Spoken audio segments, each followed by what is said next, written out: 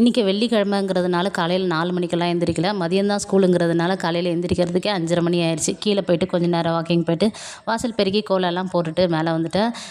அப்புக்குட்டி செல்லம் இல்லை, இந்த பாத்திரம்லாம் அடுக்கி கொடுத்துருமா அம்மாக்குன்னு. அப்புக்குட்டி அழகாக அடுக்கி கொடுத்துட்டாங்க. மாவு பூரா தீர்ந்து போச்சு, அதனால் சேமியா வச்சு வெஜிடபிள்ஸ் எல்லாம் போட்டு சேமியா பண்ணியாச்சு. காலையில் கிச்சனுக்குள்ளே வந்து வேலை செய்யவே பயமாக இருக்குங்க. உங்களுக்கு எப்படின்னு கமெண்ட் பண்ணுங்க. காலையில் 6 மணிக்கெல்லாம் சுல்லுன்னு வெயில் வந்துருச்சுங்க. இந்த வருஷம் சூரிய பகவான் நல்லா வச்சு செஞ்சுருவார் மாதிரி தெரியுது.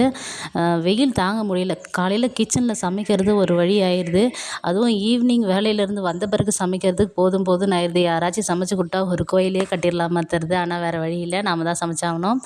பாப்பா காலேஜ் கிளம்பிட்டா. அதுக்கப்புறம் கிச்சனை பார்த்திங்கன்னா ரணக்கலமாக இருக்குது. கீழே போயிட்டு பாப்பாவுக்கு கர்ச்சீஃப் வேணுங்கிறா. அப்புறம் அவளுக்கு எடுத்து அதை போட்டுட்டு கிச்சன் ஃபுல்லாக க்ளீன் பண்ணிவிட்டு அதுக்கப்புறம் வந்து பார்த்திங்கன்னா பாருங்கள் எந்த அளவுக்கு இருக்குதுன்னு சொல்லிட்டு நெய் காசாமல் ஒரு 4 மாதமாக அப்படியே வச்சுருந்தேன் ஃப்ரீசரில். சரி ஓகே எடுத்து காய்ச்சிடலான்னு சொல்லிட்டு இன்றைக்கி காய்ச்சி முடிச்சுட்டு எல்லாத்தையும் எடுத்து க்ளீன் பண்ணிவிட்டு அந்த செம்பு பாத்திரத்தை கழுவி அதில் தண்ணி பிடிச்சி வச்சுட்டு அதுக்கப்புறம் கிளம்புறதுக்கு 12 ஆயிடுச்சுங்க. பூஜையை முடிச்சுட்டு நானும் ஸ்கூலுக்கு கிளம்பிட்டேன்.